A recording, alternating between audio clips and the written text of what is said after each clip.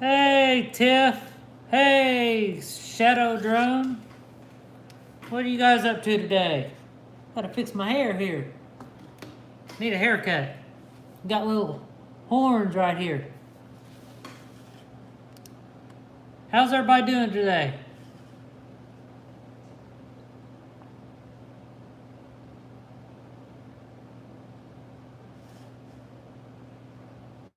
It's going good. Had a pretty good feeding response for our feeding night last night. Just trying to get to the old YouTube channel here so I can see what everybody's saying a lot easier. What do I have planned today? Actually, I got up early and I got most of my stuff done. So I got the rats done. I rechecked all my snakes. I also went and got all my laundry done except one load in the dryer. So I am pretty caught up on everything. And we're doing good over here at DER Reptiles. How's everybody else doing?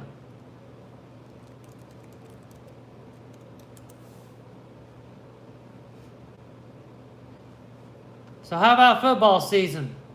Got some football games on today. What's going on, James? Got some good news here.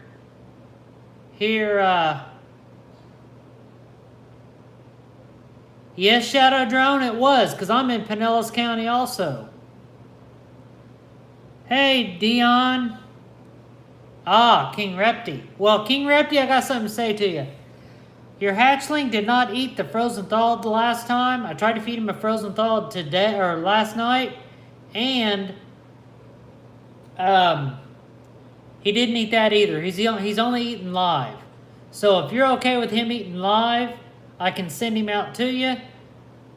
If you want him to eat frozen thawed, it's going to take me a little bit to work with him. It is up to you. I'm in Florida, Shadow Drone. Pinellas County, Florida.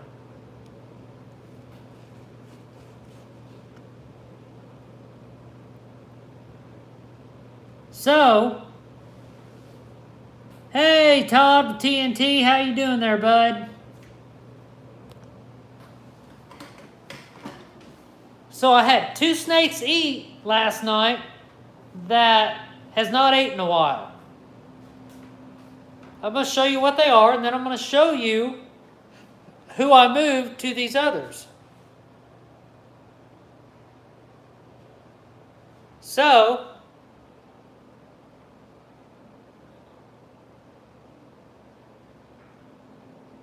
yeah, my connection's good on this side. Shadow Drone, I'm right across the bridge from you, bud. All right, so the first girl that ate for me last night was a frozen thawed small rat, which is none other than Buttercup. So she ate for me last night, which I was very happy. The other girl that ate for me was Etta. And if you remember, this girl wanted nothing to do except with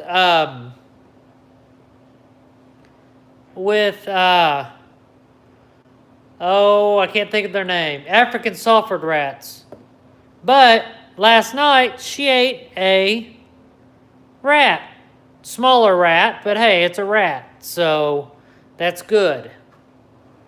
And also, I moved the possible genetic blackback to a smaller tub. So maybe, just maybe, next week, this girl will also eat. That's what I'm hoping for. So, that is awesome. So let's go over here and see what everybody's talking about. All right.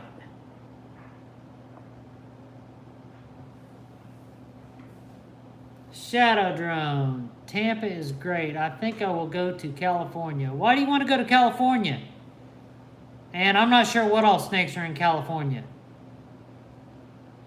TNT, just so you know, next week, next Friday, we are going to have an auction here at DER Reptiles. And let me switch this around here. We got 3 snakes here that are going to be up for auction. It's going to be that one, and that one. They're all classics from that first clutch that I was telling you about. And those proceeds will be coming to you to help you out if you still need them. You just need to let me know. And the only thing I'm going to be doing is I'll be taking the shipping out to ship them out, and then the rest of it will be yours. You should own a reptile company. You're very knowledgeable. Thank you, Shadow Drone. I appreciate that. Everybody has ate except one. That one that I tried to assist feed did not eat again this week. I'm going to go with a mouse next week.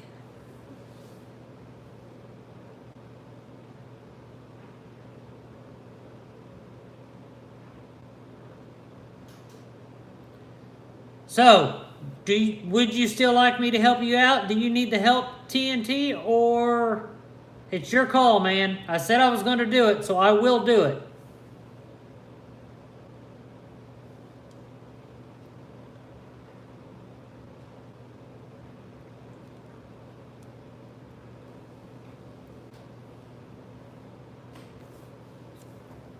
So with that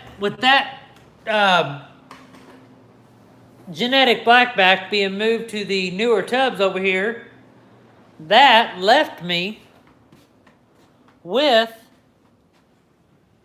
2 empty tubs on the bottom.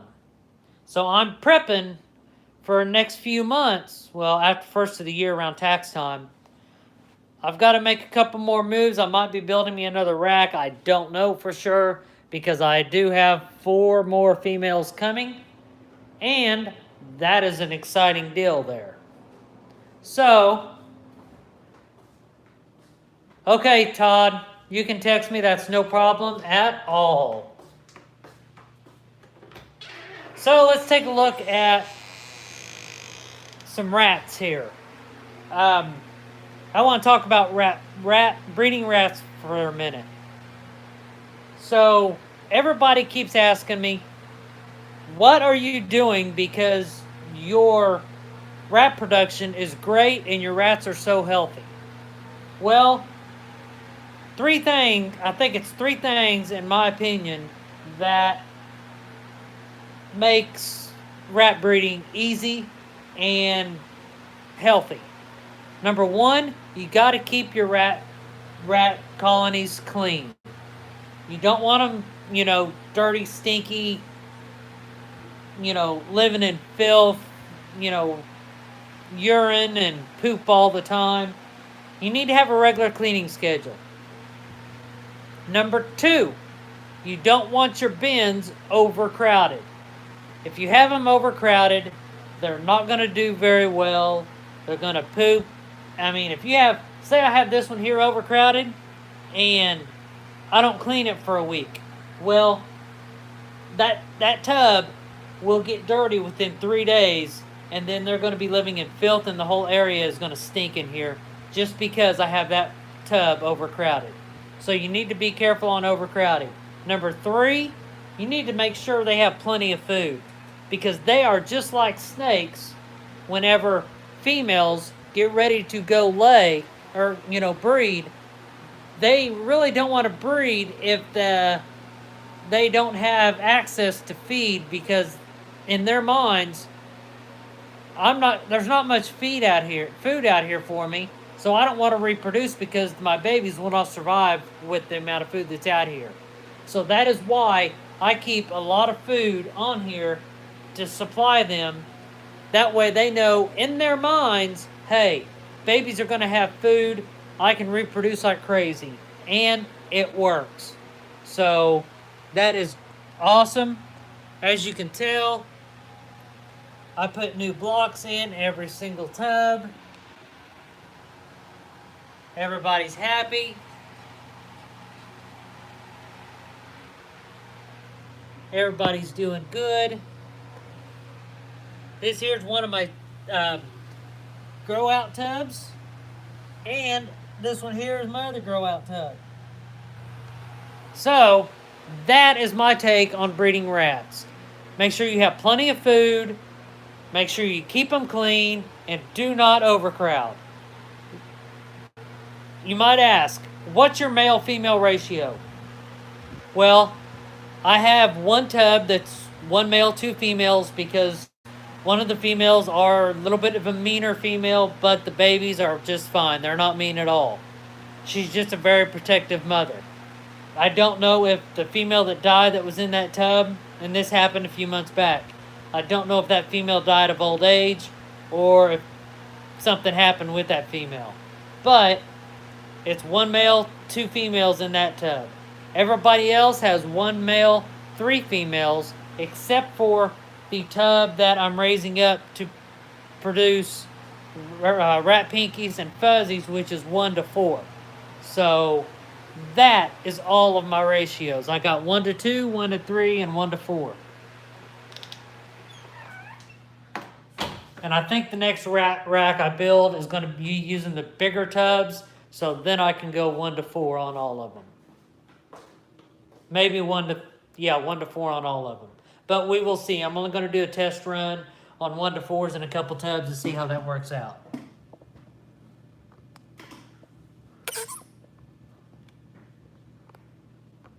Well, let's see here. I got to get this set up here.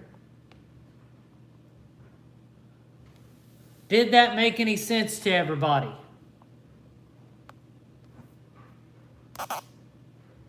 There we go.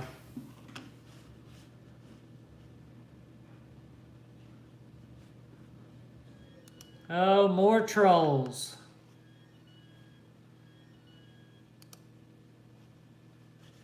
All right. We'll just get rid of that person. There we go.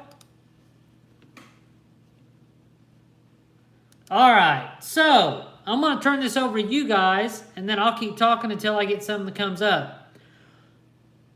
We have been doing this past couple weeks, and we're going to do that again this week.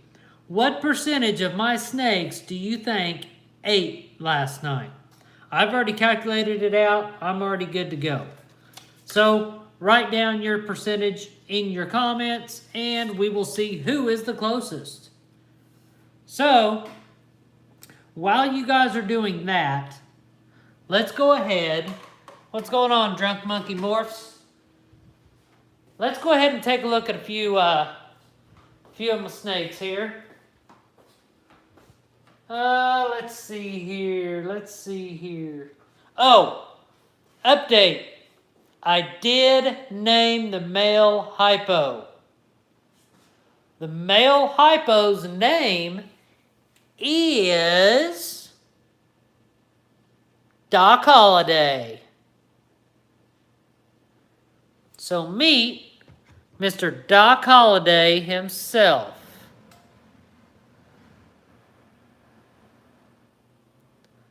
Right there. Hypo male. Went with Doc Holliday.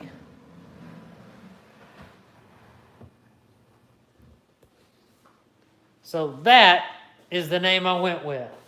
I will use those other names on other snakes when I get them, but that's what I went with on his. Okay, so last week was 68%. This week, let's see, we got 3 people that commented.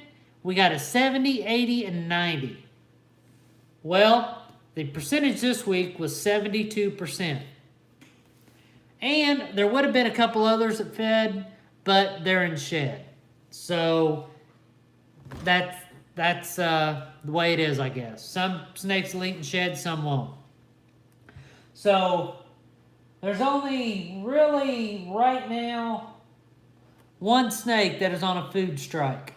Everybody else has ate the past couple weeks, so that is a good sign. And now mine is buffering. Let's reload it.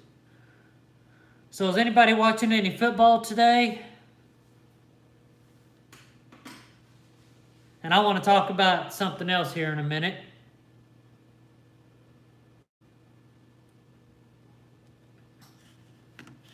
Well, I don't have any of my moderators in here. So, guess what? We're going to create a monitor. Or moderator. And I just created one. So, whenever you guys start commenting, you will know who it is. Whom shall it be? Boom! There you go. Surprise!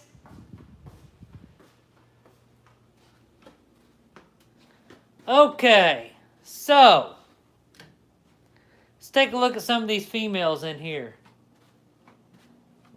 This girl did not eat. That's my head albino girl, but this morning I noticed she took a poop, so that's probably why, because she was getting ready to poop, so she didn't eat, which, that's fine.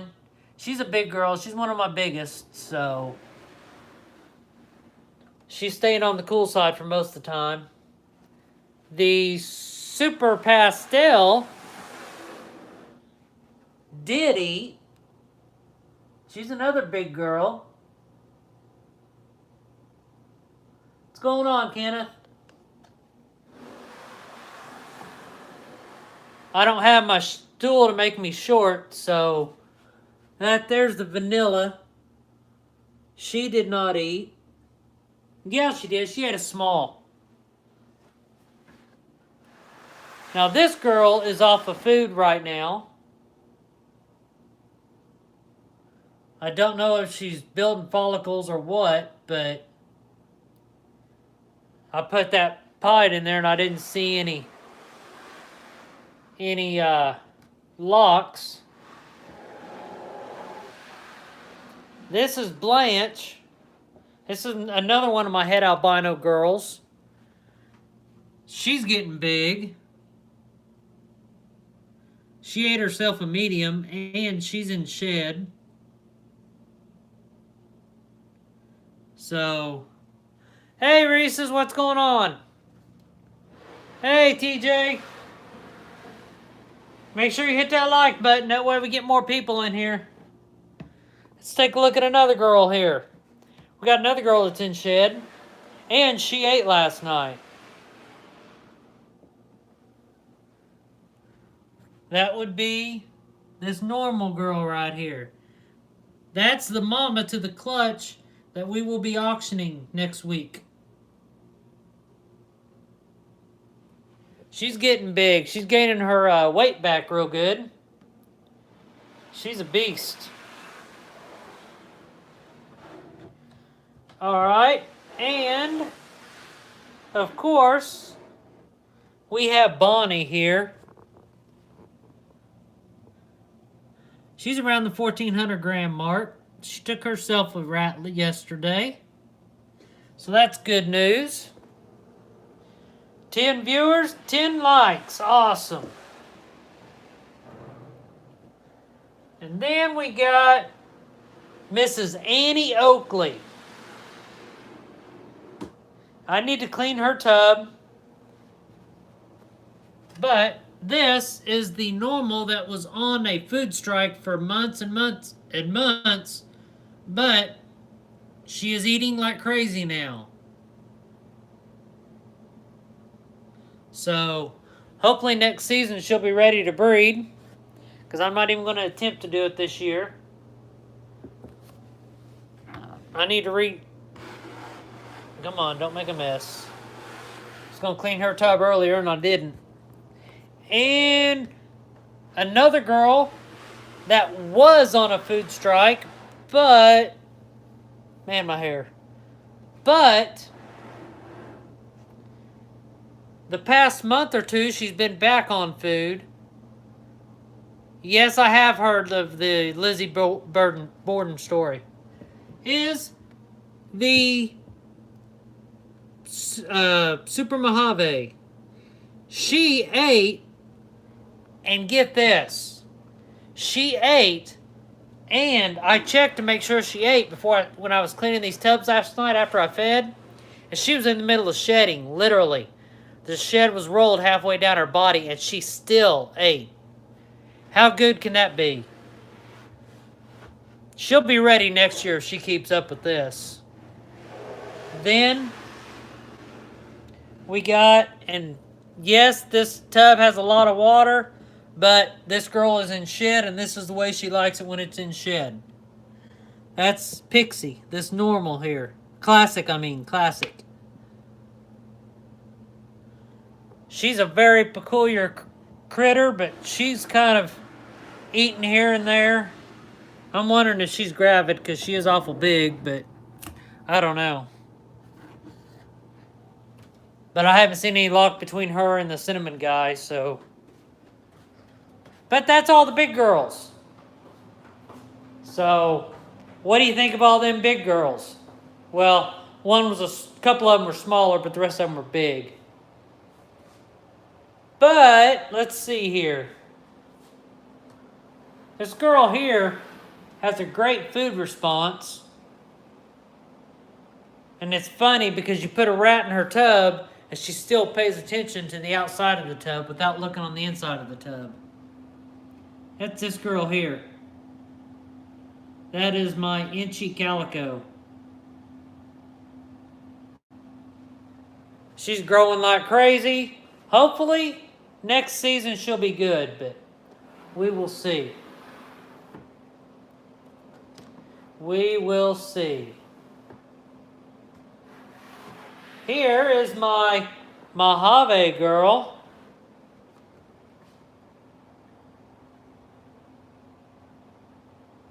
She's really gotten big. She's always been a beast. She eats like crazy. I'm kind of dreading that 1,000 wall mark. The collection is looking good, brother. I gotta finish cleaning rat tubs. Yeah, I did that this morning. See, who do we got in here? Who's hiding in here? Oh, it's the Spot Nose, also known as Big Nose Kate. Can't wait till she gets bigger. I got an idea what I want to do with her, but we'll see.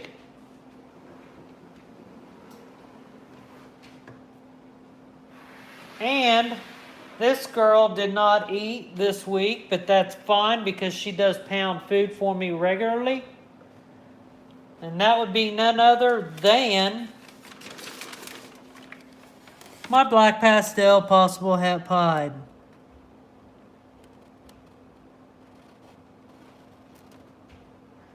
What's going on, Heather? This girl's name is Rose Dunn. So that's her. Here in a couple weeks, what we're going to do is we're going to weigh every single snake. And of course, we can't view snakes without looking at the special female pied of my collection. So, here she is. This is Paulita Maxwell. That is my girl with the kink right here. And she will never breed. I'm just keeping her as a pet. I want to go ahead and show you the pied again. Let me move this water bowl here. There's the female pied. That is going to be bred as soon as she gets big enough. And I cannot wait. But she is a sweetheart. What's going on, Andy? And then, of course, you guys seen the butterfly and the genetic blackback. So, that is a rundown of all my girls. And moving them from the big tubs to the small tubs did help. So I'm hoping next week that genetic blackback will eat. And can you believe it? We are, I think we're what, 3 weeks? 3 weeks away? We're 19 days away from cutting that Super Pastel spinner clutch.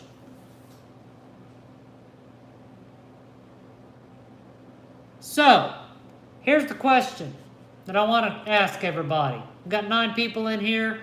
I'm sure this will hopefully get some good response. I've been considering this, and I want to see what everybody's opinion is on it.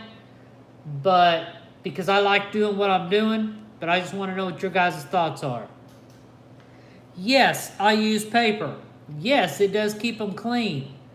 But I'm considering going to ReptiChip to see how everybody does on ReptiChip. That way I can spot clean instead of deep cleaning every time I need to change my tubs, which will save time for me, but it will cost a little bit more to do that. What is your thoughts on ReptiChip versus paper? Reptile Prime, that's good substrate, I'm sure, but ReptiChip will go a lot further in my opinion. Price-wise, it fits me better. Because it's going to take probably, probably 5 or 6 blocks just to do this. I was thinking about CMC's paper, but I'm not sure what he's going to be charging for it, so yeah, I could test it on a few, but I've had ReptiChip before. I didn't mind it at all. The only problem I was having with it is I think it was too wet, and I needed to put it in when it's a little bit drier because it was molding a little bit. But I don't know if that was because it was wet or the snakes were trying to, spill the water bowl some. So I think which as you can tell, let me show you this. I have a temperature gauge set up right here. Let me turn around so you guys can see. 53% humidity, 78 degrees. So I have no problems with humidity here. Of course, I am in Florida. And of course, everybody knows we have a lot of humidity. So I don't have any humidity problems here in Florida. Yeah, paper works good for me. I love it. Don't get me wrong. But it takes a long time to clean tubs. That's like if I feed. When I feed. After I feed, I go through every tub, and if the rats pooped on it, peed on it, I change it. I mean, pooping, I can pick out the poops and be fine, but if they peed or chewed it up, I change it. I wipe down the tubs and blah, blah, blah. So yesterday, I started feeding at 7 o'clock. I wanted to do it to where I can test it at an early time to see how long it takes me, because usually I don't feed till like 9 o'clock at night or 8 o'clock, and I don't get done cleaning until 1, 2 o'clock in the morning. But I started cleaning last night because also I used to wait 30 minutes after they downed the rat, so I know they wouldn't regurgitate. But my snakes know me, so I don't have to worry about that. So last night what I did was I fed at 7 o'clock. I went through, put rats in everybody, 7 o'clock. Then, after I did that, I got all my cleaning supplies, got my paper, got everything ready, and I started to go through and clean. I was done by 10 o'clock. That is the way to go if I do it.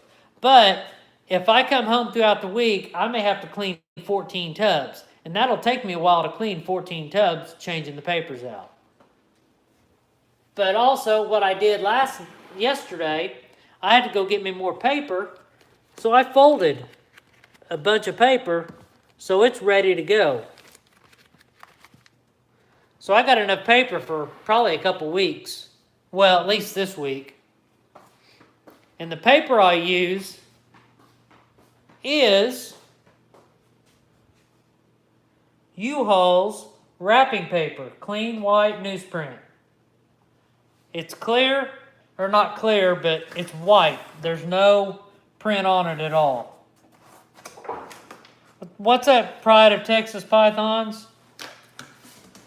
So that's what I use currently. I'm considering going to Repta chip, but I don't know yet. It's going to be a while before I do, if I do it.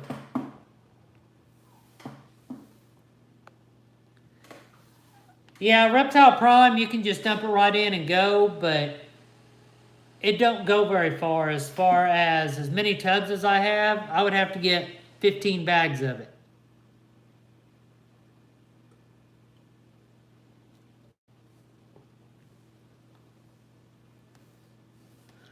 All right, let's see here. I use unprecedented hatchlings. And what I use for my hatchlings, has the baby ate enough to be ready yet? Well, she has ate plenty of times to be ready.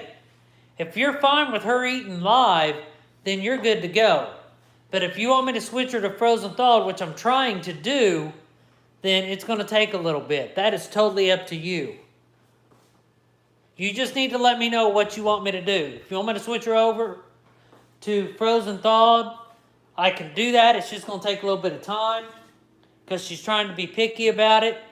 But if you don't mind her being live, feeding on live, then she's good to go. Okay, then right now she's not, because last week I did try frozen thawed. She wrapped it, but she didn't eat it. That was last week, and then last night I tried to offer her frozen thawed. She wrapped it, but she didn't eat it. I put a live in there, and she ate it right away. She's just being picky. I just don't think she's had enough live meals to switch over. Now, 2 of the hatchlings did take frozen thawed last night. So I guess in essence what I could do, since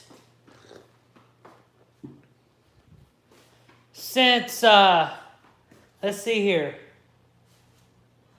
I got a female here that's ate frozen thawed.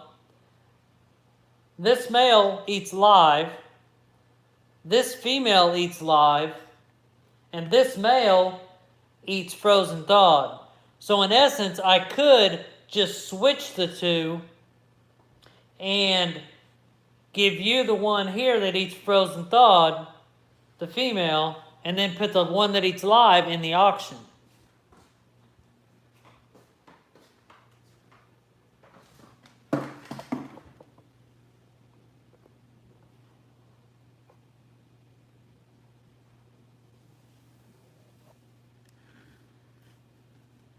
How big are your tubs, Sergio?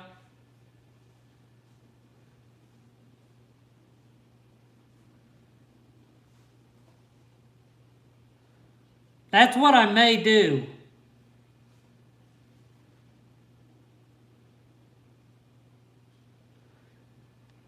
I need to contact Ed and tell him what's going on also. What's your zip code? Or do you have Instagram? If you have Instagram, send me your shipping information on Instagram at DERReptiles, or send them to my email at DERReptiles@gmail.com. That way I can run to see how much shipping is going to be. Okay. So, use Pride of Texas Pythons. What all snakes do you have? Freedom Breeder FB20 tubs right now. I'm building a rack for FB40 tubs.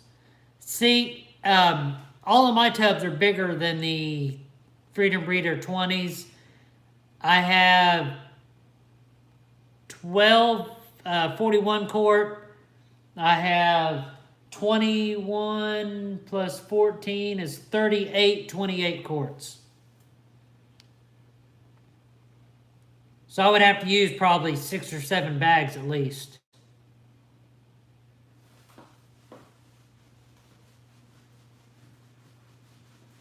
And that I could get away with probably 4 to 5 on the Reptichip. But I don't know. Let's just run through up here. So, any questions? Does anybody have any questions at all? And why don't we go check on the eggs? I think we done it last week, but I'm not going to candle them or nothing. I'll just pull them out, look at them, put them back.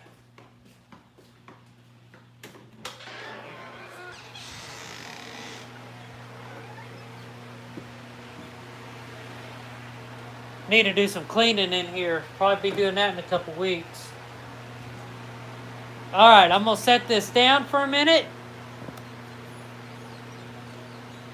I am so excited to get this clutch cut in 19 days.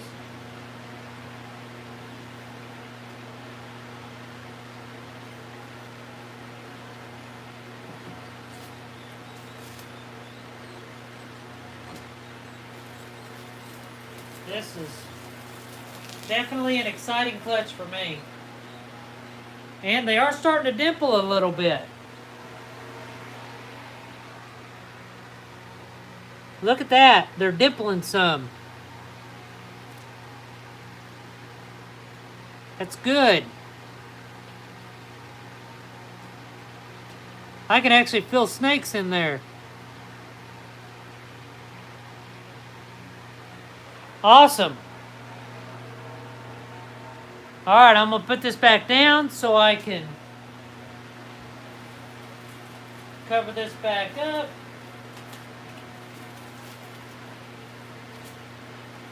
Got to do the press so it will seal.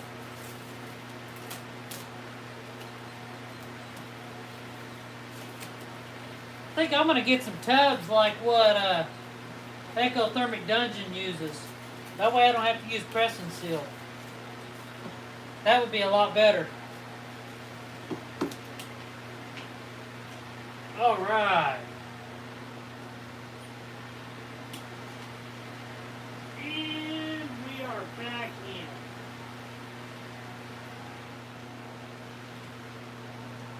Sweet. Awesome. So I'm going to throw that thermometer and hydrometer in there for a minute just to see what the temp is in there. 10 healthy eggs, exactly.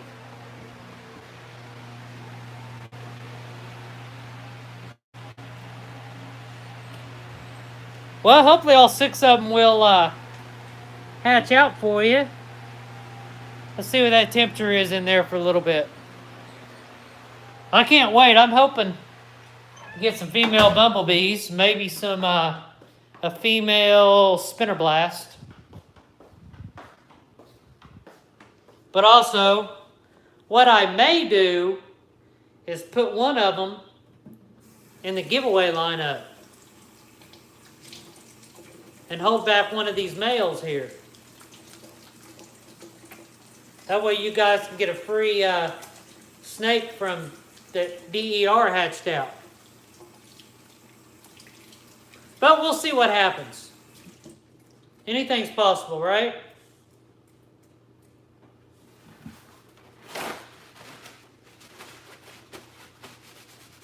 So,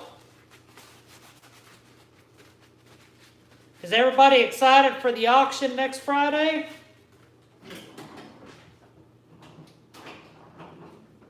I'm just going to throw some dishes in the dishwasher here.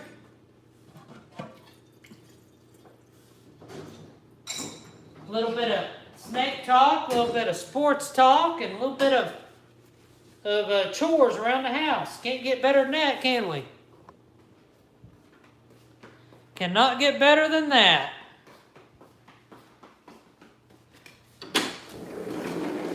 Yeah, we got some rain. You can see out there. It rained earlier, that's fine.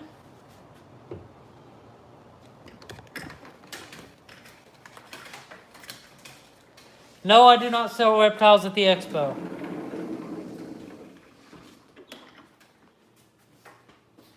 I have not produced that many clutches to do that. And I don't know if I will. It all depends on what the future is for DER reptiles. Let's see here. I'm fine with mine getting put up for the auction since it still eats live. Well, King Repti, what I can do is I'll switch those two out, and if he eats another frozen thaw next week, he'll be good to go. How does that go? How does that sound? That way he eats 2 frozen thaws. Let me show you the females. This is the one. Well, it's not completely updated here. Let me update it real quick. And then I will show you the female that is currently eating frozen thawed.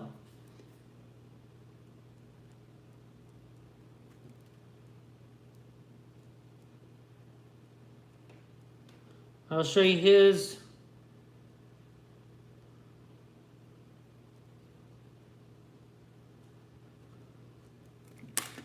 Okay, King Repti, this is for you.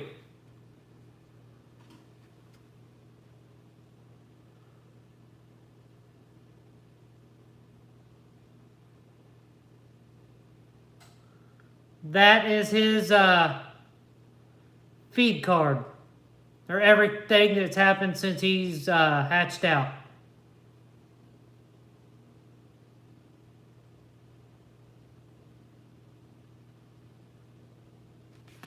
That is the one.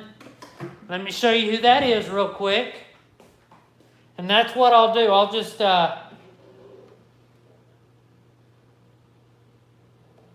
and let's go ahead and weigh her too. That way we know how much she weighs today.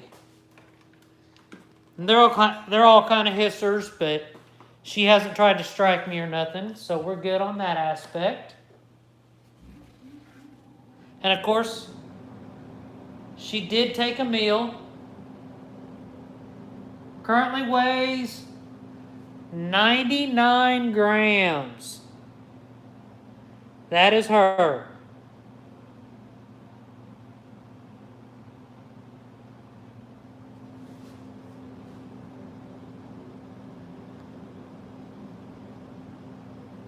So that's what I will do, King Repti. That girl will be yours, and I will put the one that's eating live in the auction. I will get in touch with Ed, and we will go from there. As long as she eats a frozen thaw next week, we're good to go.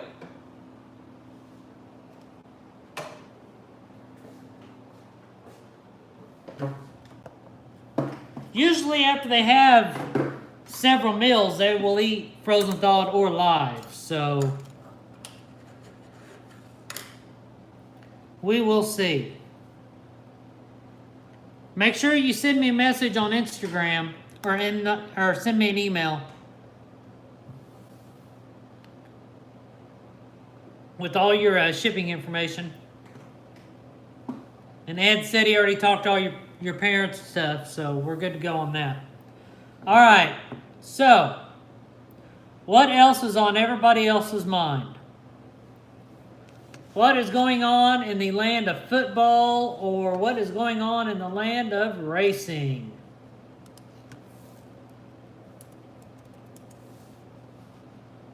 Let's see here. NFL. You had asked what ball pythons we had. Don't know if you saw it, but it's up in the comments. Okay, let me look. Let me scroll back up here. You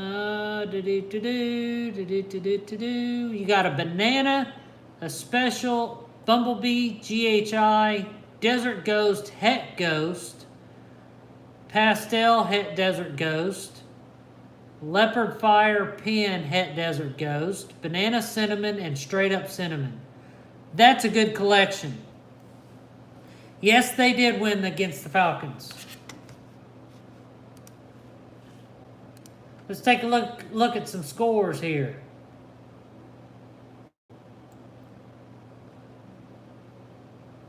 All right, let's take a look here. Cha-ching!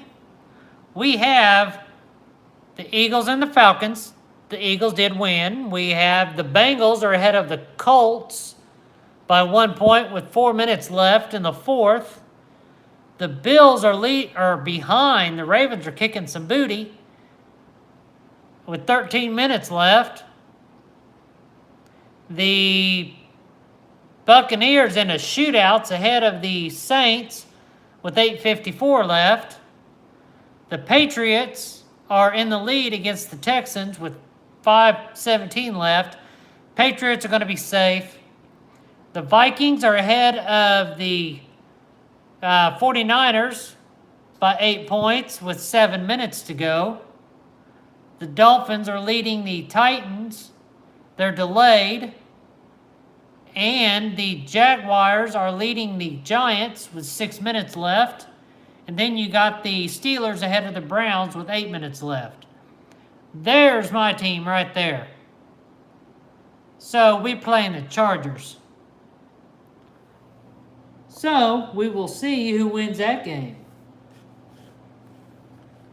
So there's your NFL sports update on DER Reptiles Sunday Chat. Now we got to go to some NASCAR action. We got to see who's doing what in NASCAR. And let's see here. Xfinity Series. The race ain't till tomorrow? That sucks. Let me look here. I got to make sure I see this right. Yep. No racing action today. It is going to be a doubleheader tomorrow, right here, as it shows on NASCAR.com. There is a doubleheader set for Monday. Xfinity race begins at 10 a.m. and the other race is at 2 p.m. at Indianapolis. So no racing for those guys that like to watch racing on Sundays. That race is going to take place when everybody is at work. So that does it for DER Reptiles Sports Edition. So next, let's talk about...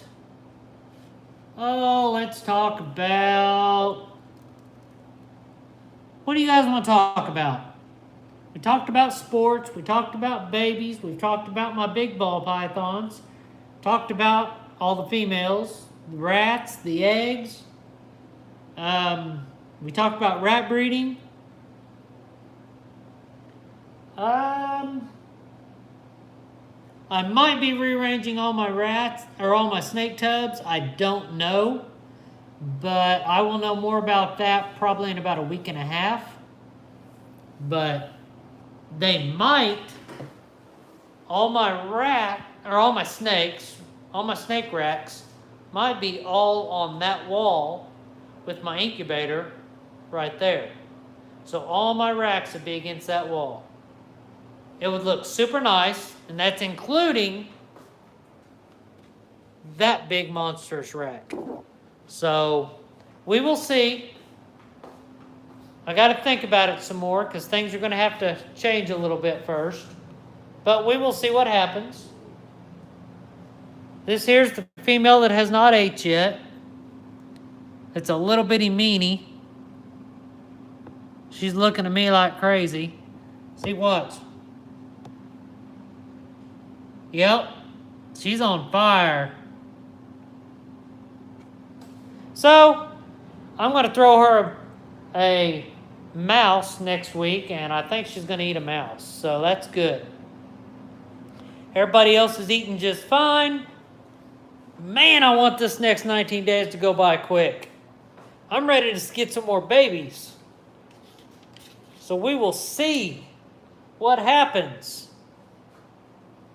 I'm ready to see what all babies I'm going to be able to hold back and what all babies are going to be auctioned off for all of you guys that are interested in some DER reptiles babies. All right, let's see here. So, what do you guys think of the freeways and the highways? And I'm talking about the ball pythons. I'm not talking about the roads. Let me know what you think about them. Yep, I'm almost at 350. No, I don't sell on morph markets yet. This is only my second year breeding, and I figured instead of putting them on morph market, I want to be able to try to auction them off and let them go to you guys before I put them on morph market. Try to give to my subscribers first. Because we're looking at pastels, we're looking at some possible male bumblebees, some pinstripe pastels, and some spider pastel pinstripes. ZTK is in the house. What is going on? Love the freeways. I think we just hit the tip on what could be done with them. Yes, that is very true. That is one reason why I don't know yet, I may end up holding back, where's he at? This yellow belly.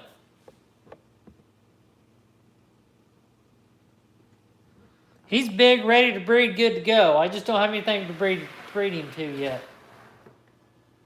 So, the freeways are yellow belly asphalts, right?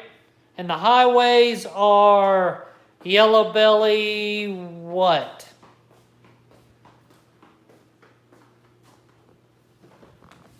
That would be awesome. I could do freeways and highways, gravel. So gravel, I need a gravel and I need a granite. No, asphalt and gravel, that's what I need.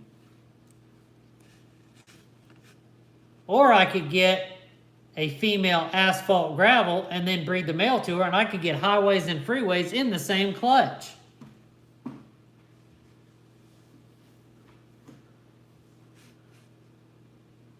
That would be awesome. So let's go to Morph Market and see what all's available. And of course, this is future. I'd have to get, as big as he is, I need to get some pretty good size ones.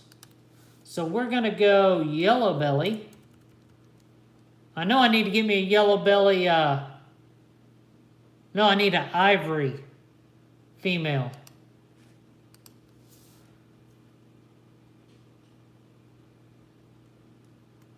Let's see here. Yellow belly to asphalt. No, to gravel and asphalt. Let's see what it says. Yep. That's what I need. So I need a...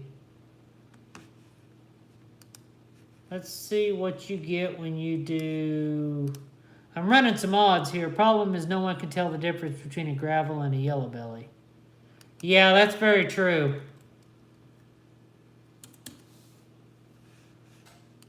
Asphalt gravel.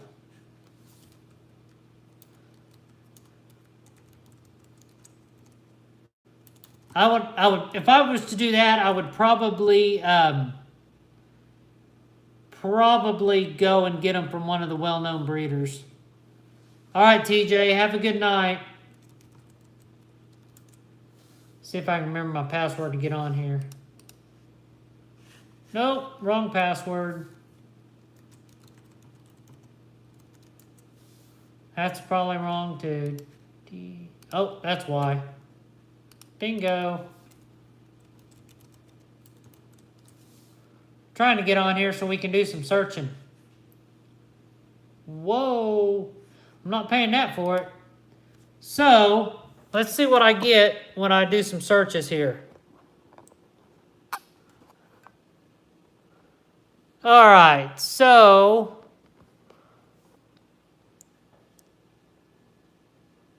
yeah, this says asphalt or yellow belly.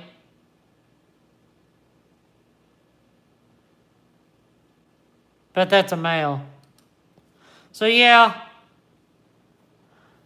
I would definitely need to be getting that from a a good breeder that's well known. Because I don't want to get something else I don't need. I need to get what I do need. So yeah, that's what I was thinking. Think about doing that and getting into them and doing some stuff with them because I know not much has been done with them. But I don't know yet. But I do know once you have a freeway, what's going on, Andy? Once you have I think it's a freeway, you'll never get a normal because I think they're a lilac or whatever you want to call it. Lone Wolf Reptiles, we're talking about anything and everything. You want to talk about a subject, bring it up in the comments. That's what we will talk about. Right now we're talking about the freeway and the highways.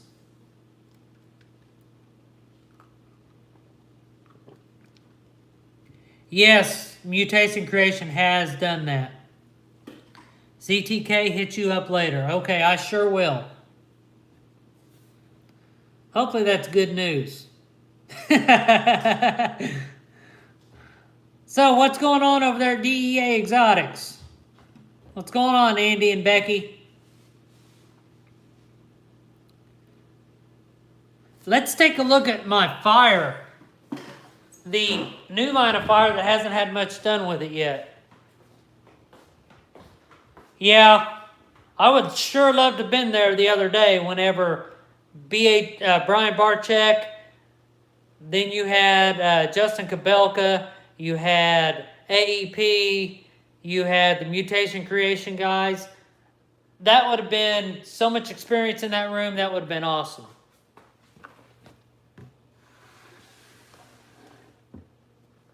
Let's pull out this fire here. I know you just ate yesterday. You'll be good.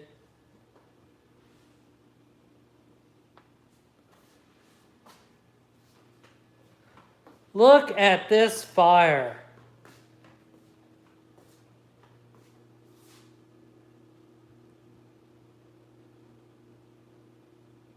That is awesome.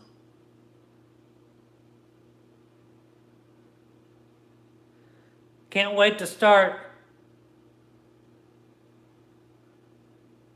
Can't wait to start plugging in this fire to other morphs.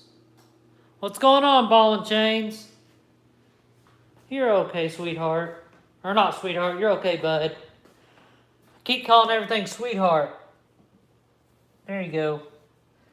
Let me have my finger back.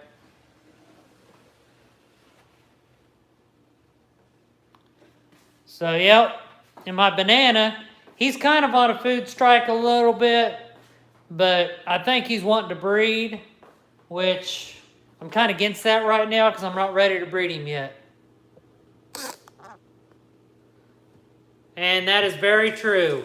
I'm going to try if the butterfly can get big enough, if she'll stop going on food strikes and actually start eating on a normal basis, I'm going to try to plug that fire into her and see if super fires come out of that, because I don't know if different lines of fires work together or not.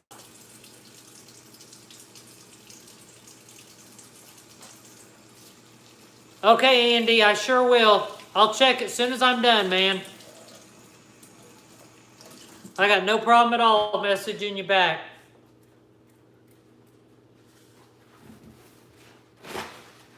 There is so much good stuff out there that there's just so many ways you can go when you're breeding. It's kind of like Lay's potato chips. You can't eat just one, and you can't have just one ball python. So, just so everybody knows, next week on Friday, we will be having an auction, and there will be 3 snakes in that auction. They'll all be classics, and we're going to have 2 males and 1 female. So, don't forget, 7 p.m.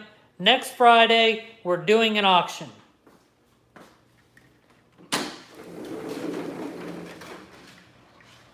Then we'll go from there.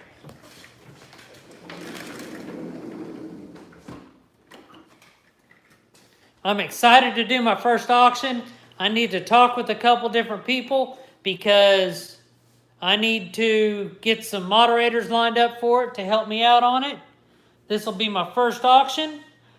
I am excited. I'm ready to go. We will hopefully do a great job on it. Oh, look who's here. Kentuckiana Exotics. How's it going, Will? I might have to do that, Lone Wolf. We'll see. I don't want to just mod everybody.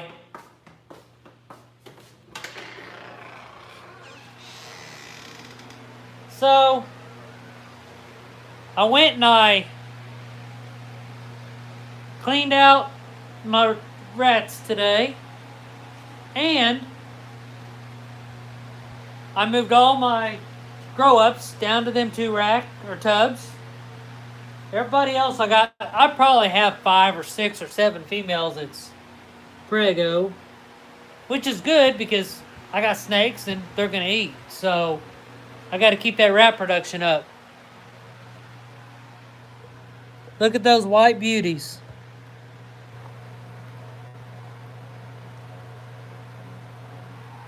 And these guys are just a tad bit small right now. Well, let's go ahead and do this. We'll just do it this way. A banana girl. Hey, Heather, send that girl to me. Those there are wean size, but the weans that I took out was just a little bit bigger. What I might do is go ahead and pull them out and throw them down because they do need to be weaned off their molt. Actually, we'll do that while I'm on here. There we go. That way you can kind of see me do a little bit of rat stuff here in my rat room. There we go. So what I'll do is I'll open up this little tub here.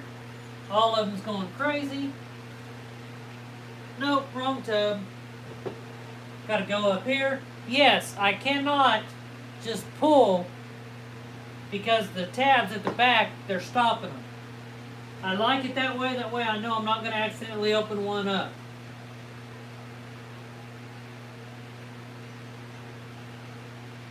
There's the 2 babies. Into there.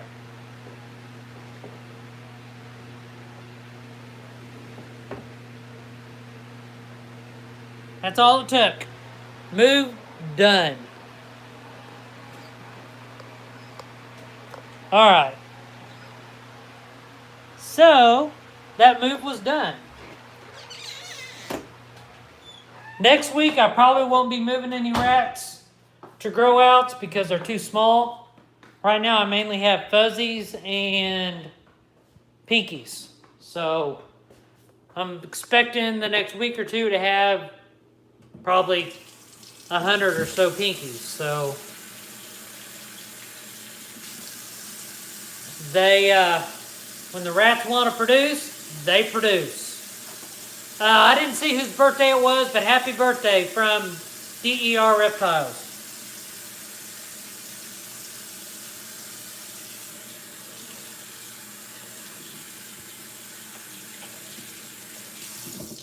And yes, like I said, I wash my hands a lot. I'm surprised I still have skin left. I am very surprised I still have skin left with as much as I wash my hands.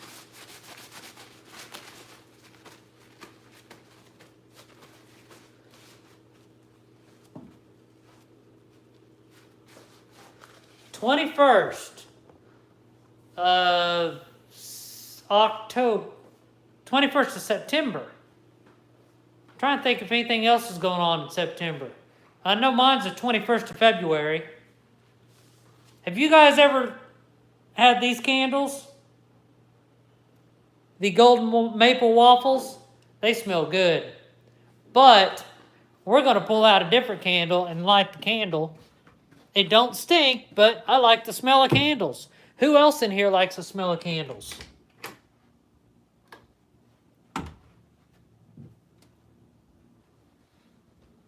You're the last day of summer, baby.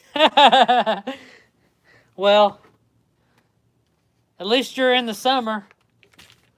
I was born in the winter back home. I never could get a... Only time I was able to get a warm birthday is when I moved here to Florida. Now I love it. I could not wear shorts at all on my birthday until I moved to Florida.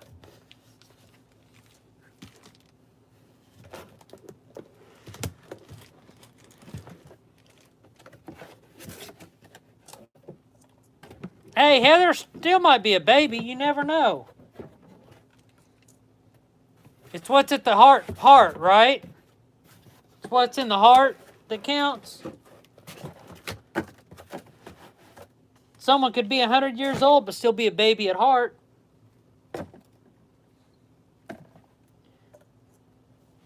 I tell you one that smells good to me. Always has, always will. Creamy vanilla swirl. Oh, it smells so good. I even try to light the candles for the snakes when I put them together, but that don't always work. They don't care for the whole romance thing, so. Tried to play a little music for them. That don't work. Tried to even let it get all dreary and rainy, you know, the whole dramatic scene outside. Sometimes that works. 29 again. I thought she just turned 16. Or going to be turning 16 for the, I don't know how many times. I keep turning 21. I can't count past 21.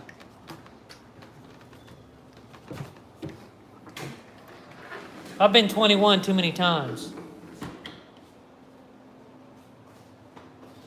Hey,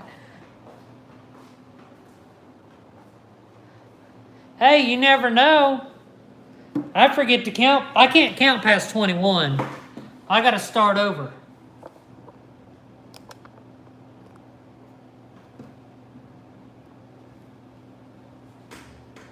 So what all's going on over there at Kentuckiana Exotics?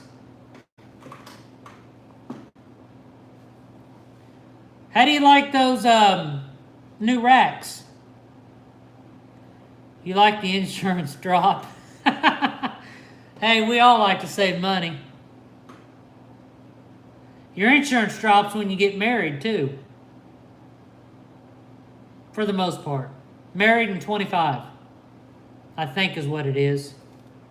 I haven't been 25 in a while.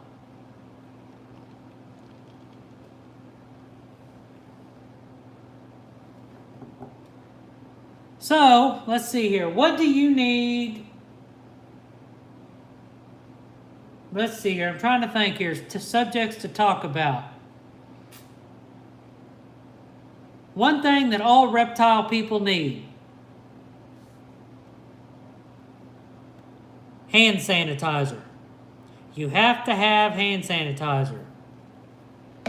Another thing every reptile person needs. which I don't use them a lot, but you see how many times I wash my hands. Gloves. You need gloves. You need thermostats.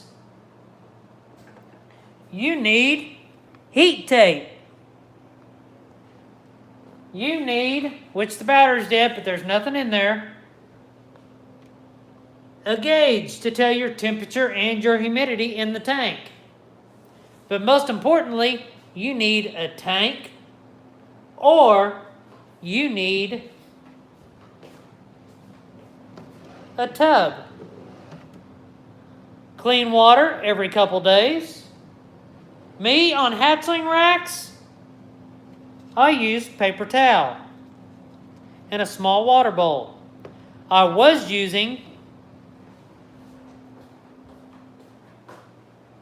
couplers with 2-ounce deli cups, but they kept tipping the water bowls over. So I went to a wider base bowl, works great. Reptile chip is what I'm thinking about using, but what I use this U-Haul wrapping paper, 200 sheets per box. That's what I use. I'm considering going to a substrate so I can spot clean and save time, because it takes me a while to clean my tubs, because if one of them pees or poops, I got to pull the paper, wipe out the whole tub, and put another paper in. So, what, Reptichip? I'd rather go with paper towels for hatchlings and paper for big snakes, but I may be switching over to Reptibark, or not Reptibark, scratch that, Reptichip. Yeah, shipping paper wouldn't be bad, but paper towels works good for me, because I use the Selecta size anyway, so 2 sheets of it, and that's fine. Yes, humidity is not an issue for me, and I just took the humidity thing out of here. All my snakes pretty much shed in one piece. Every now and then I have one that don't, but my humidity in the room itself is like 53%, and they do have a decent sized water bowl, so that is not a problem. What's going on, JSR? Let's go in here, let's take a look at this temp, and it is right on point. Right on point, so we are good.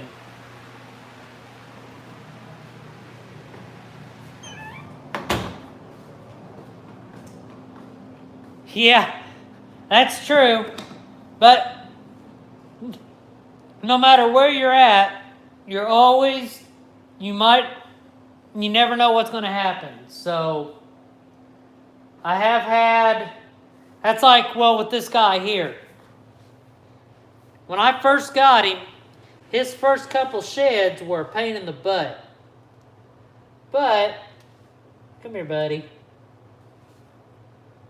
Now that he's been here, he sheds out all in one piece.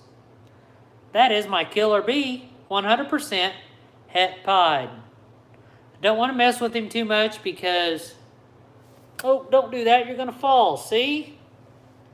And of course, there you go, you have the corkscrew a little bit. But he don't have that bad a one. He's good. He only really corkscrews when he's stressed out real bad.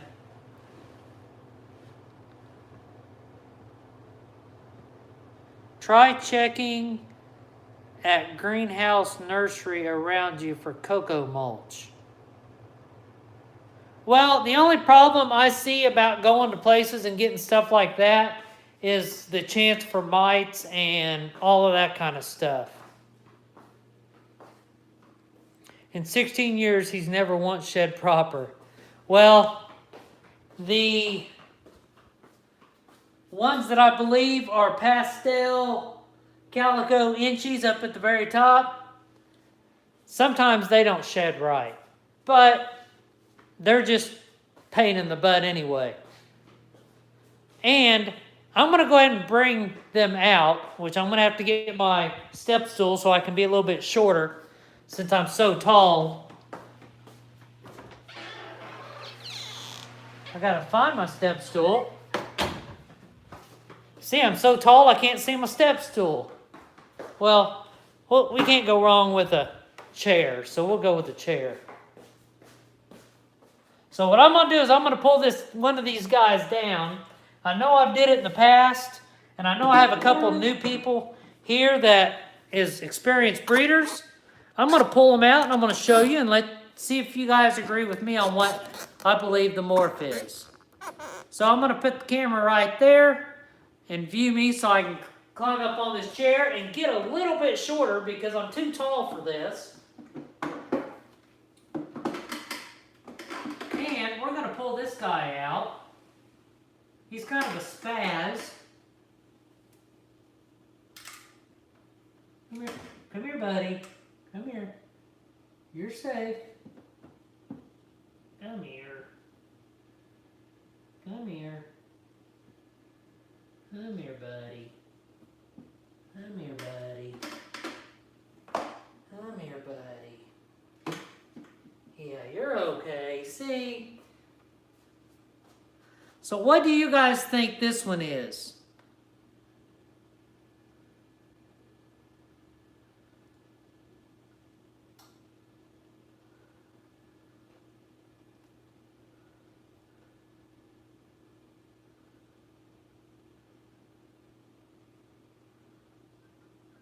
I figured pastel, but it don't look like a typical pastel.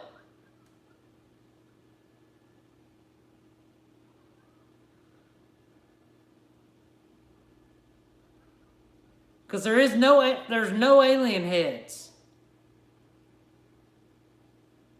The pairing, I'll find the pairing here in a second. I just want you guys to look at him for a little bit longer.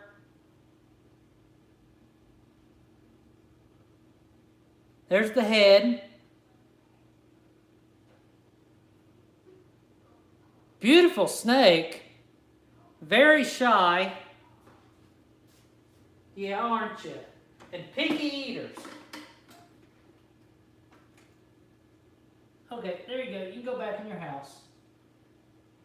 Oh, now you don't want to go out? Or go in there? I see how it is. There you go. There you go. Sometimes you just got to trick them a little bit. Alright. So let's take a look and let's go out here and see what the bag says. Because the bag, let me see what number they are. Number 8 and 9. I numbered them so I know what bag goes with what snake. Because the pairing is on the bags. So 8 and 9.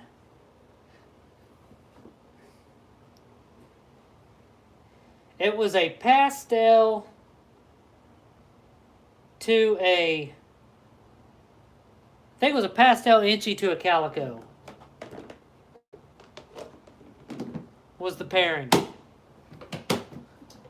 But there was definitely calico and pastel in the pairing.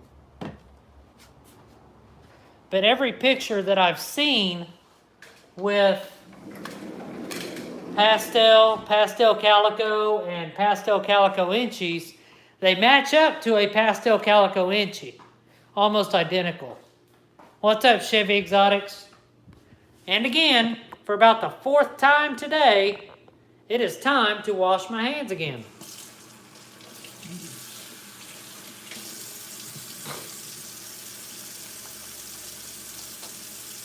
I'll go to the computer and I'll catch up on comments here in just 1 second.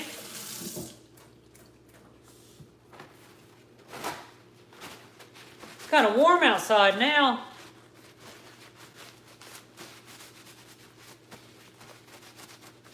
All right, let's go over here and let's see what everybody's saying. I got to get the chair back over here. All right, so let's get the chair so I can sit down.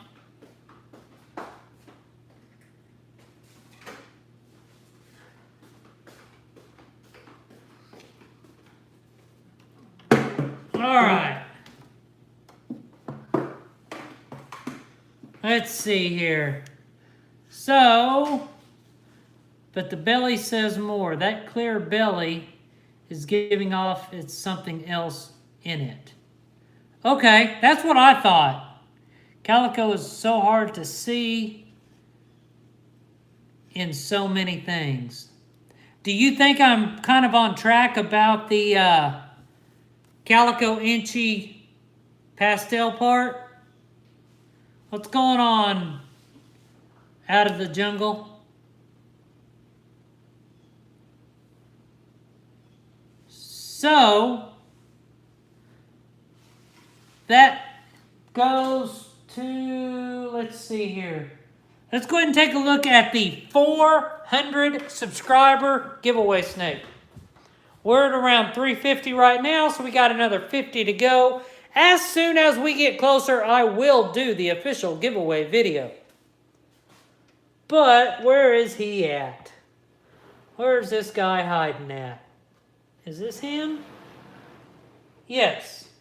This is the 400 subscriber giveaway snake. That is a black pastel 100% het hypo.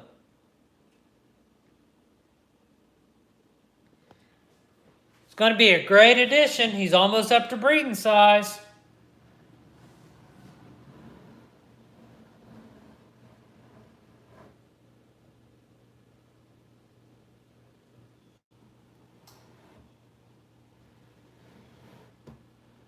Let's see here. I got to close these tubs. There we go. And then, what do you guys think about... Oh, that one's in shed, so I don't want to get him out. He's all blued out. I'm going to pull out the 300 subscriber. He's on a food strike right now, but that's fine. Come here, buddy. I'm going to show you off. I know this is pastel for sure. But then again, I think there's something else. I think it's possible calico.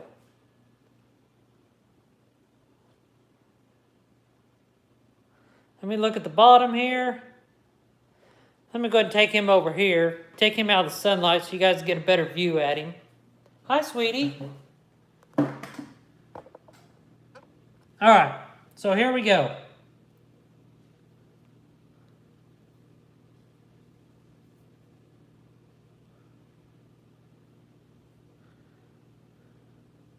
There's the belly. I think this is a pastel calico. Nope, don't do that.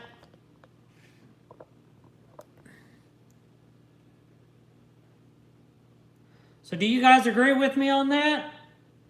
Pastel calico?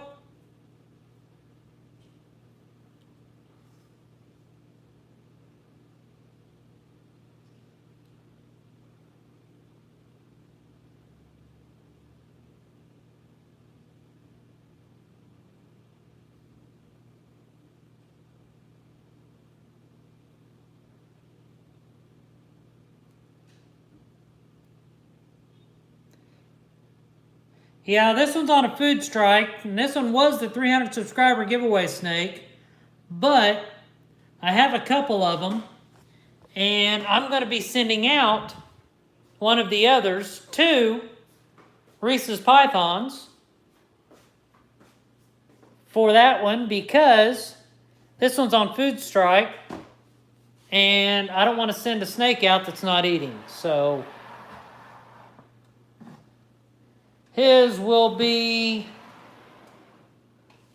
this one, I believe. Let me look at the food card.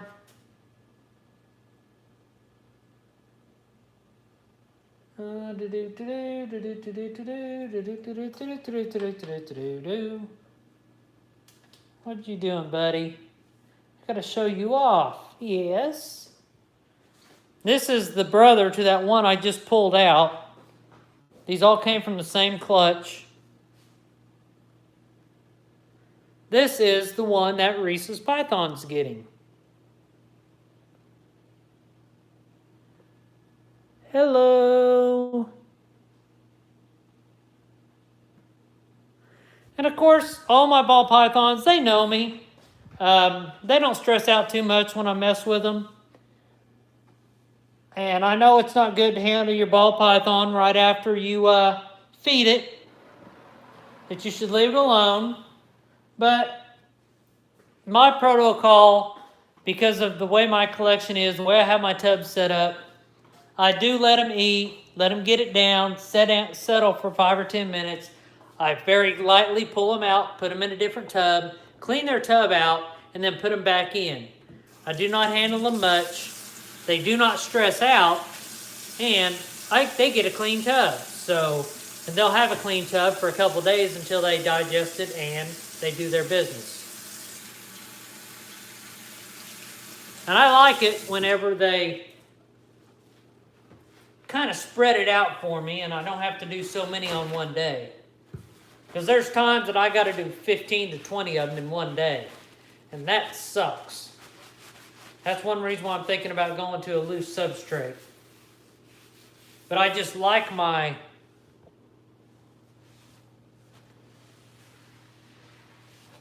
I just like how clean my tubs are and how healthy my snakes are using paper. And you can actually see their color like that whenever I know a lot of these loose substrates have a tendency of kind of soaking up the color of the substrate into the snake. They get all the substrate, kind of, I don't know how to put it, but I had snakes on ReptiChip and paper. To me, they look better on paper than they do ReptiChip. And to me, they're healthier on paper. So I might just keep doing the same thing.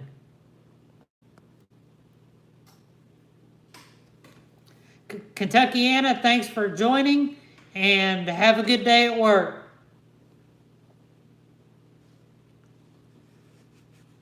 All right, sugars and calicos, I'm loving it. Yeah, I love the sugars and calicos.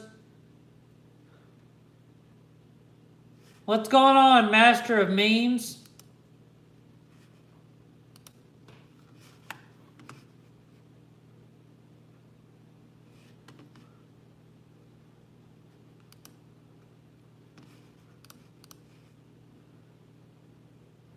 All right,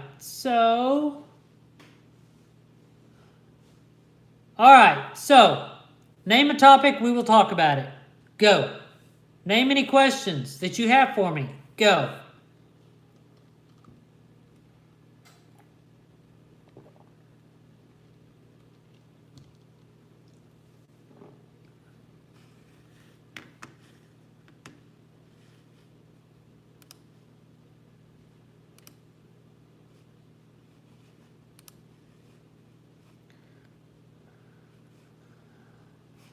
Let's see here.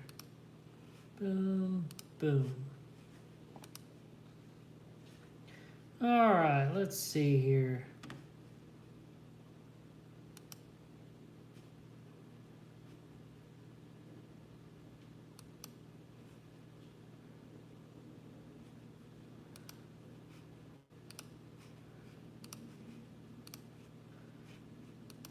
What troll? I don't know any trolls that come here.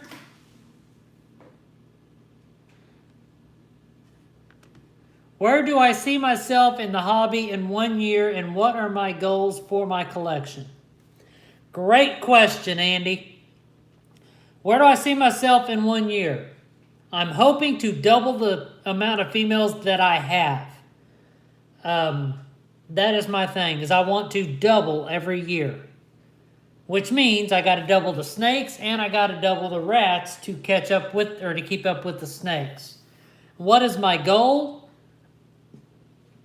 Within 4 to 5 years, I want to be able to be doing this full time as a career. So I have a long way to go, which I believe I can get there. I'm well on my way, but it's going to take hard work. It's going to take dedication, and it's going to take education. That is what I see myself in 1 year and in 5 years. That's one thing about the reptile community. Every day is a learning experience, and you learn something new every day that you're in it. It's always new stuff you're learning. If you just keep, okay, sticking my mind to this and I put blinders on, you'll still get to where you're going. It's going to take longer. Your education in your mind is not going to grow. It's going to stay old. So you're going to be stuck in this road here to where once you learn, that road opens up. New avenues. It's just going to get bigger and bigger. The more you learn, the better off you're going to be. That is why this community, you watch what everybody else does. You learn what everybody else is doing. And if everybody's doing it correctly, they're showing the good and the bad so we can learn what not to do. And we don't criticize for somebody that has issues because they may not have known better and they have an issue. They're calling us for help, so we help them out. That's the community.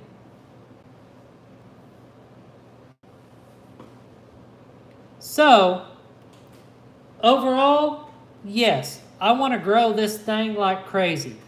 I've came a long way in 2 years. I started out with 1, I went to 3, and then I exploded. So, I can't really turn back now. You just have to be smart when you get into it. Don't jump in right at first, because if you jump in and you don't have the money to back it up, you're going to sink. You got to have a good business plan. Thanks, Andy. I'm going to try to keep up the great work. That's for sure.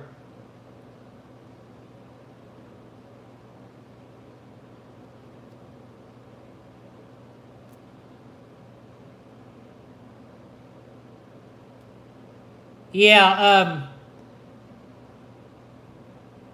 I can understand where people are coming from when they don't want to show the bad stuff because of all the criticism. But when that happens, then if somebody watches that channel that shows all positive and no negative, and they say, well, that's awesome, that's all positive, nothing's ever bad going to happen. They get into it, all of a sudden they have an issue. What's going to happen? They're automatically going to bash whoever that got them into the community and say, well, this person led to be all good stuff happen, but there is bad stuff that happens, so they're fake. Well, that's a two-way street. To me, I'm going to show good and bad no matter what. Because once you show the good and bad, that's going to show the people, hey, that's a good channel because he's showing what is truly going on. He's not putting up a fake front. With me, I don't put up a fake front. I show you guys exactly what's going on in my collection, exactly what I do. That way you guys can learn from me, and I expect to learn from you guys also. It's a two-way street. But just like everything, you're going to have some failures along your way. And depending on how you handle them failures is going to determine if you succeed. Because some people, they go have good, they hit that bad and they never recover from it. Well, you just got to have the knowledge to get past that bad, to be able to go back to that good and learn from the bad so it don't happen again.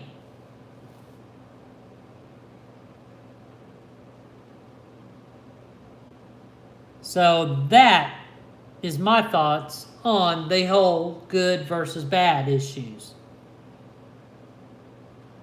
That's like this girl right here. Where's she at? She's in here. I didn't show you guys this girl, but I told you about it. And that is, where's she at? There she is. Mrs. Annie Oakley.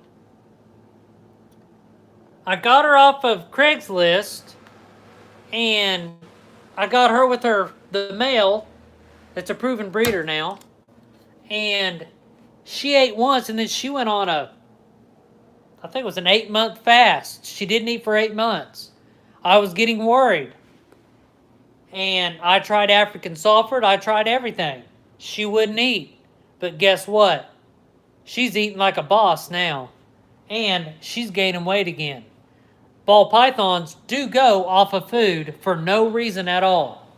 Sometimes it's because the cage stuff is not right, your heat's not right. They may need a hide. They may need a smaller enclosure. Or they may need a bigger enclosure. You never know. But that's like my butterfly right over there. I started her out in this rack here. She quit eating. So I was like, well, maybe she needs to go to a bigger rack. So I put her in this rack, 41 quart. That did not work. She went a couple more months without eating. So I moved her to that aquarium, or that terrarium there. She ate the first week she was in there. Now, after that, she didn't eat any more in there.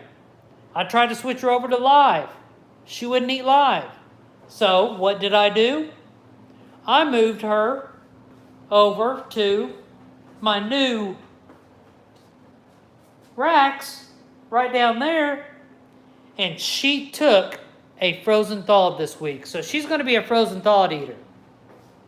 As much as I would love her to be alive, she will not do it. So that's fine. If it takes frozen thawed to get her to eat and to get her up to size and to produce some good clutches for me, that's what I'm going to do. Whatever is best interest for my snakes is what I am going to do, no matter what it takes. If it means breeding guinea pigs and feeding to a ball python, then I will, which that's not going to happen. They don't do that. But I'm just saying, whatever it takes, I'm going to do for my ball pythons to make sure they are healthy, wealthy, and wise. So that is all that, I want to do here at DER Reptiles is maintain, produce, and provide healthy snakes for the people that want to get them from me. So that is my thoughts on good, bad, ugly, and what I think about the way I do things. So I've been lucky enough that I've been doing this for going on 2 years now. Yes, I have had one hiccup in the road. Yes, I did not bring it up because I was scared of what everybody would say. But it does happen in all collections. That would be snake mites. It was 6 months ago or so. I got a new snake. My collection's small. I didn't quarantine. And I got several snakes. I got like 3 different snakes in like 2 or 3 weeks. Then all of a sudden, I see mites pop up. So it took me 3 weeks to get rid of mites. My hands, I used, to get rid of the mites, I used Prevenamite and I used Reptile spray. I bought a little bottle and then I had to go buy a full gallon jug. That way I would have it. But I wiped down the snakes on a weekly basis for 3 weeks. My hands, I didn't wear gloves. So my hands were all dried out from the chemicals. But guess what? I got rid of the mites, and I haven't seen them since. So that is why quarantining is very, very, very, very, did I mention very important? Especially when you got a big collection. Now, if you have one snake and you're bringing in another one, you still need to quarantine. It's a new reptile in your collection.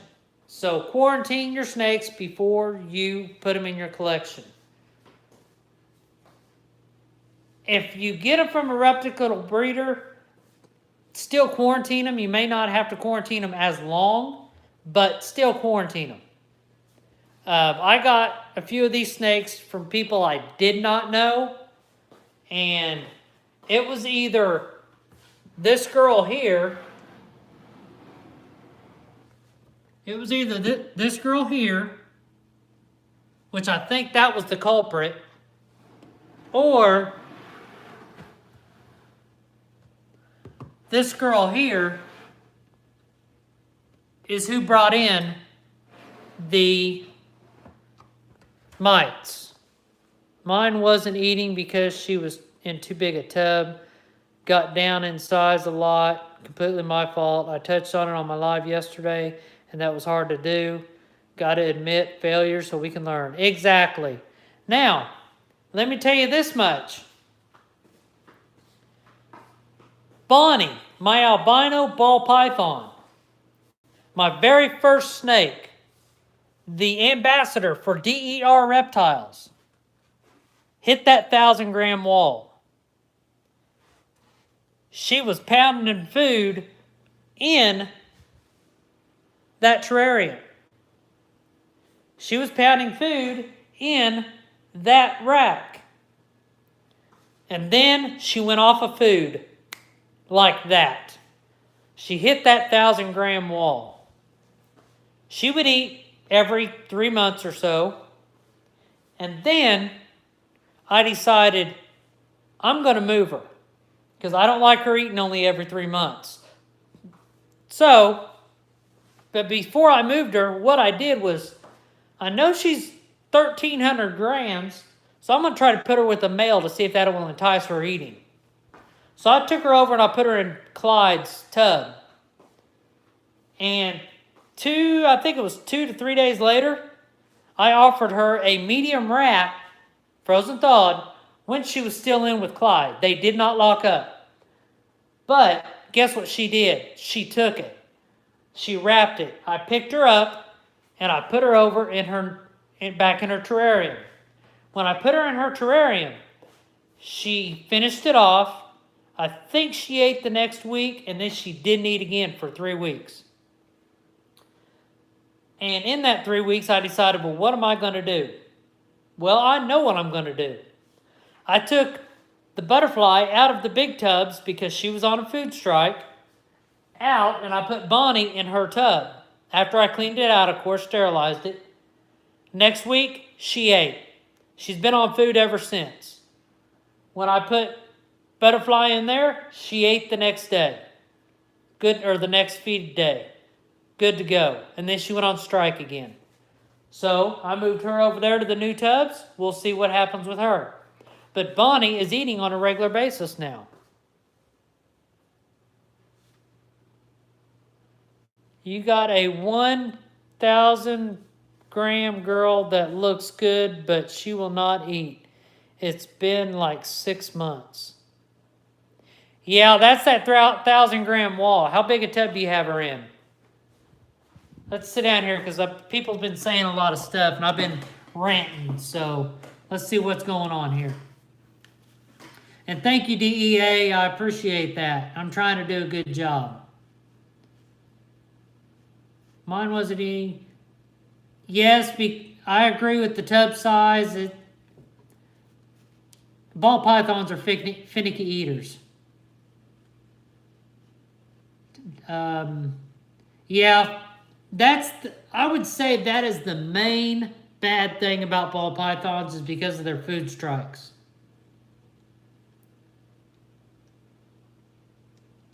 But ball pythons are great pets. And if you can understand why they go on food strikes, then you're fine.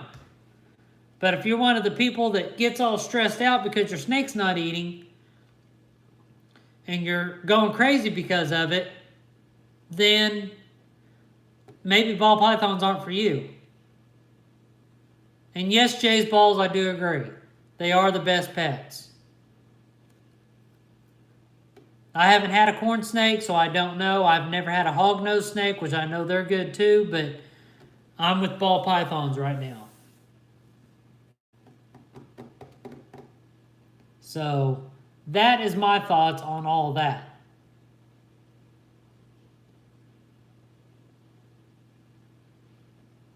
So that is... Anybody else have any subjects you want to talk about? We covered quite a bit today.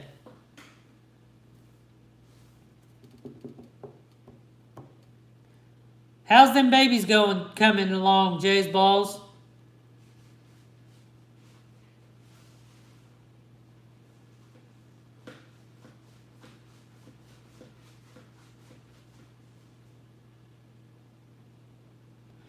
Well, I don't know yet, but I'm thinking, it'll be a few months, but I'm thinking about building a rack using the Freedom Breeder or the ARS tubs.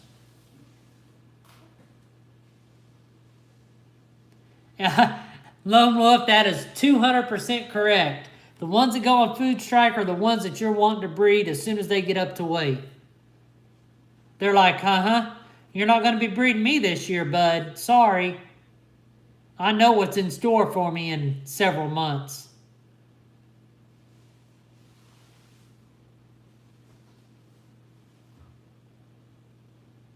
Which, when I build that rack with the Freedom Breeder or ARS tubs, I'm going to be using the same format as this rack. The only difference will be is my shelves will have to be about 1/2 inch to 3/4 inch wider. I think they can be the same length, and the spacing will be different on the height. So, which is fine.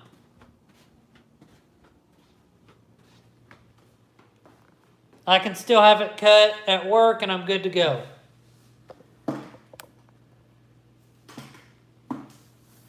I just got to figure out how many tubs I want to set up.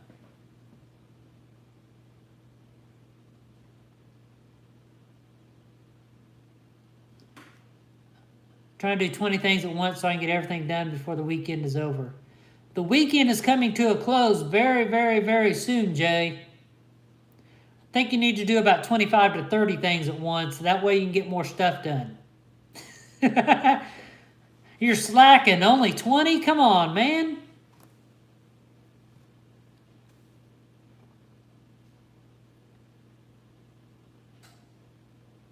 Little ones can be tricky to get to eating, but once you do, they are crazy eaters. That is very true. Let me touch on this subject. I'm going to butcher this saying, but let me know if you know who says this. Orale, let me speak on this. That would be... Come here, buddy. They want to see you again. I know I keep bringing this guy out, but that is my male pied. When he was a baby, I had to assist feed him. This is the only snake that I've ever assist fed. I assist fed him for 6 weeks straight. And after that, he took to food like crazy. He is a monster eater. He is huge. And I just want to check something to see if he's popping sperm plugs yet.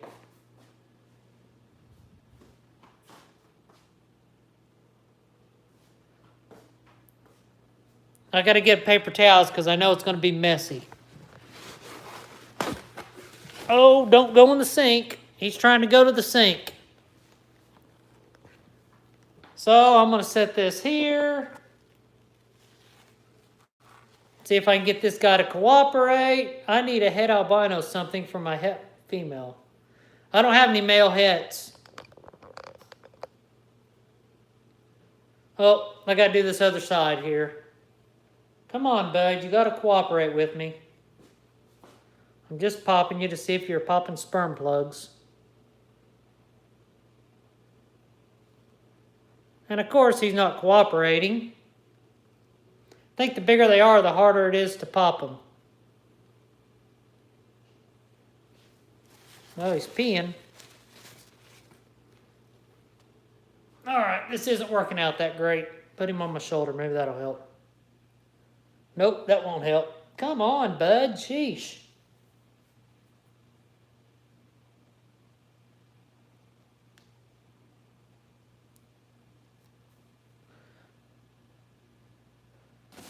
All right, we're going to do this on the table. Yeah, I can smell the pee. This is not working out good. As you can tell, I do not pop very often. He don't want me to mess with him, I guess.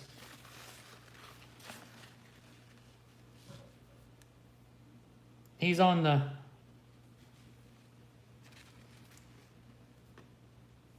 Come on. You just got to get him to stop and stop messing around. All right, maybe this will work.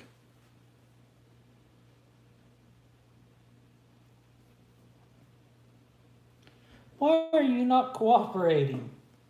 I think I popped him before when he was doing sperm plugs. Come on. There you go. Stay. Stay.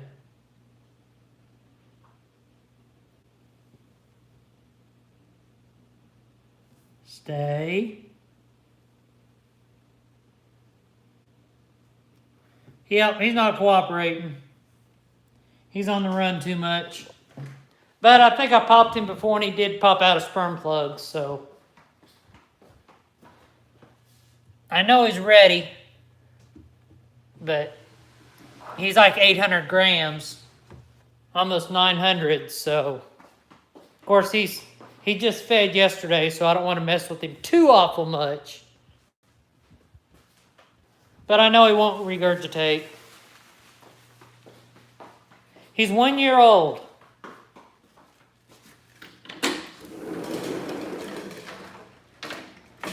I think he hatched out, June of last year, if I remember right.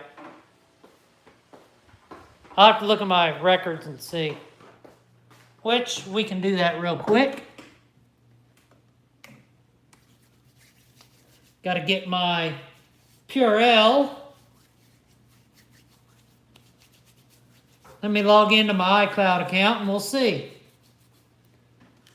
All right, let's see here. All right, my mouse died here. Come on. Connection lost, I know. Okay, there we go. Let's go and log in. I'm not trying to ignore you guys. I'm trying to get some information here.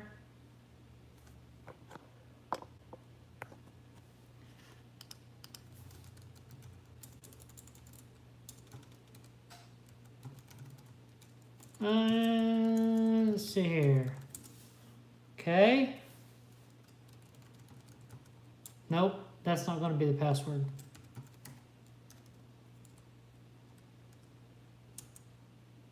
Nope.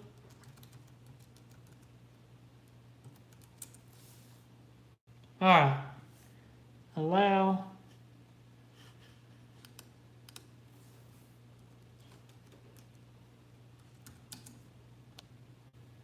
Okay. There we go. Almost there.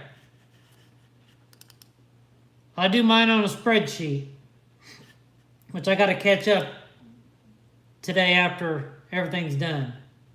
All right, let's see here. Let's see here. What do we got? It's loading. What's going on, Genomic Labs? All right. Let's go to hatchlings.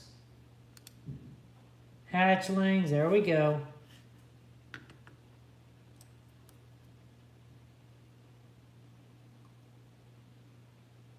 Nope, he's just a year old.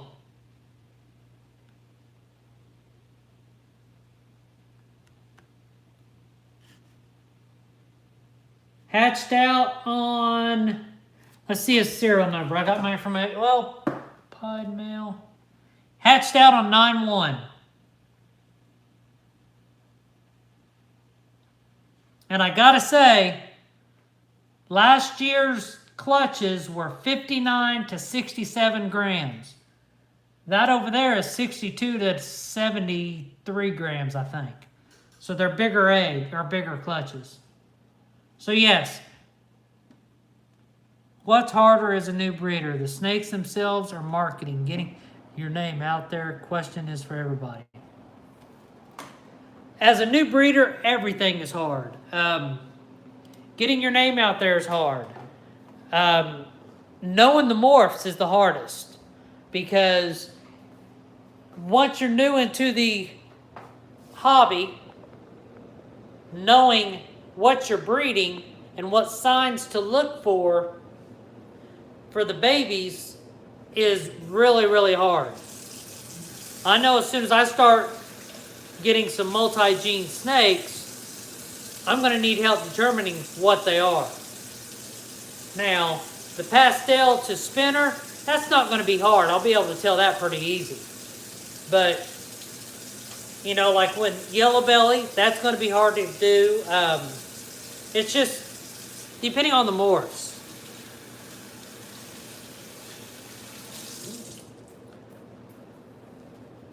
But I think YouTube is really allowing people to get their name out there. Marketing is always a tricky part to a business.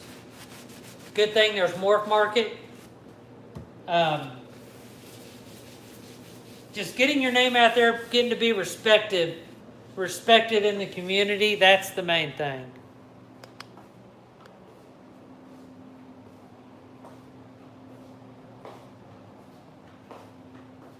Educate yourself, educate yourself, educate yourself. And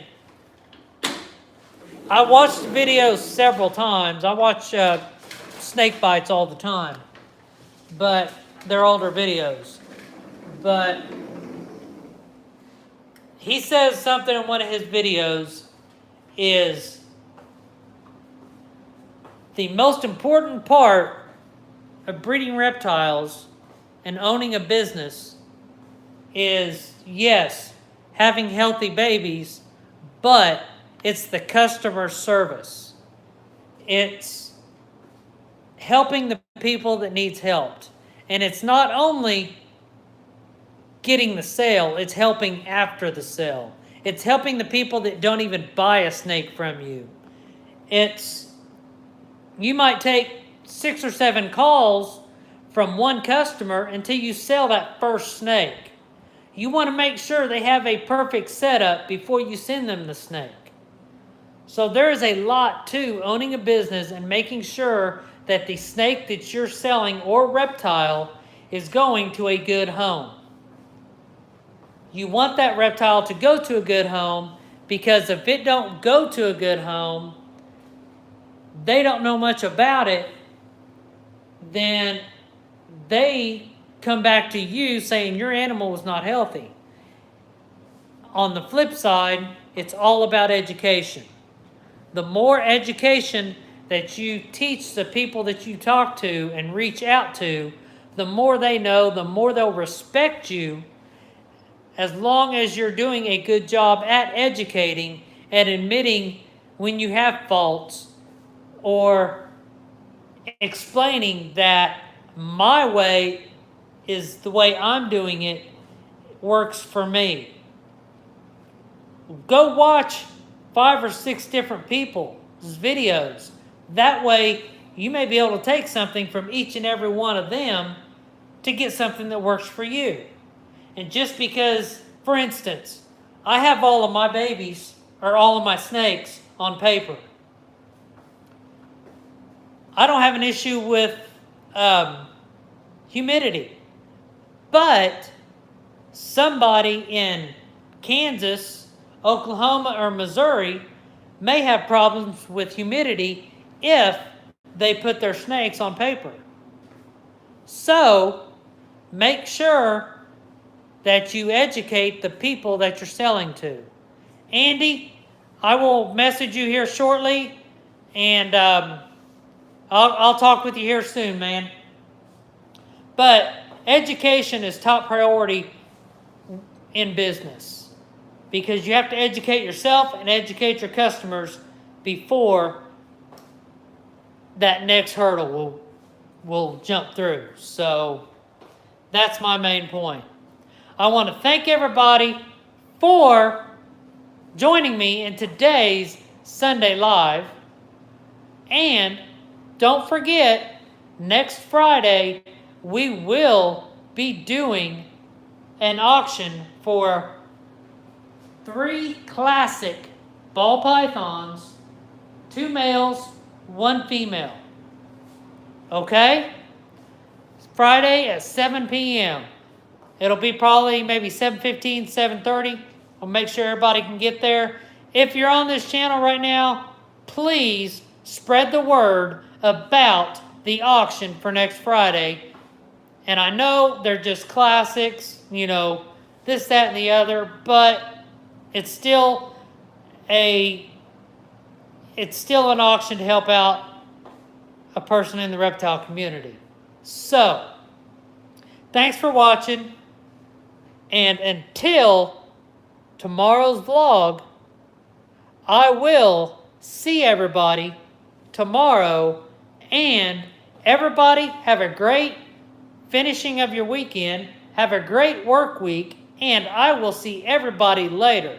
Much love, thank you for showing up, and I will see everybody later.